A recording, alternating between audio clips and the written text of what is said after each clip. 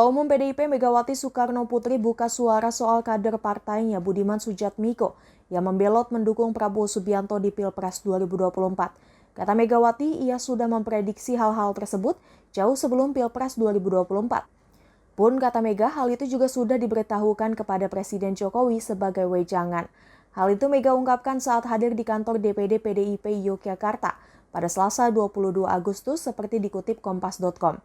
Dia mengungkapkan saat awal periode pemerintahan Jokowi sebagai presiden, Jokowi saat itu menanyakan kondisi politik Indonesia menjelang pemilu 2024. Pertanyaan ini lalu dijawab oleh Megawati bahwa pada pemilu 2024, kondisi politik di Indonesia seperti orang berdansa. Jawaban Megawati membuat Jokowi bingung. Kadang kata Mega ada orang berdansa sendiri, berdansa berdua orang atau ramai-ramai. Kemudian ada juga orang yang berdansa dengan gerakan pelan ataupun rock and roll.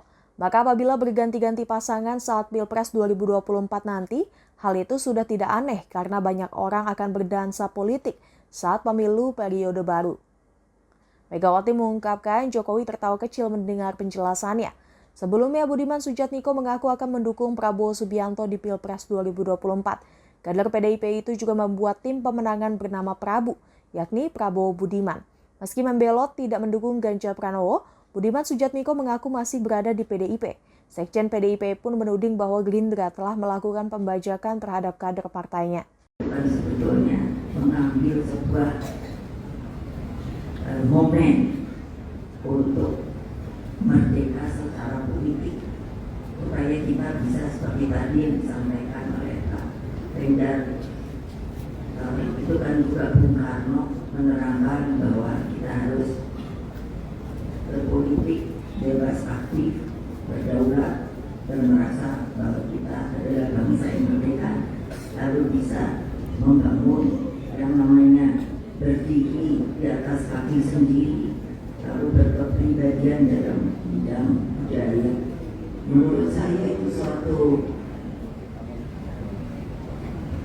fondasi dan bukan fondasi saja, tapi kalau tiang boleh saya bilang itu sokok guru sebenarnya dari yaitu mental bangsa kita yang menurut saya tadi moralnya itu bukannya sudah mulai menurun.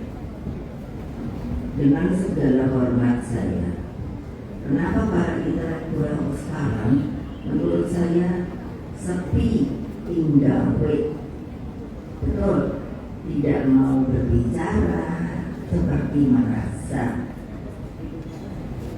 kurang percaya diri. Lalu saya pikir dunia hanya karena teori ya, tapi kan mestinya ya berbicara dari yang namanya keilmuannya masing-masing. Saya orang yang alhamdulillah sering diundang untuk memberikan ceramah di luar negeri. Saya sendiri suka heran dari sisi lingkungan hidup untuk mempersatukan Korea Utara dengan Korea Selatan. Jadi saya sering bertanya kepada mereka, profesor yang ada di sana, kenapa kok saya diundang? Karena yang dapat hanya kamu yang dapat mengartikulasikan.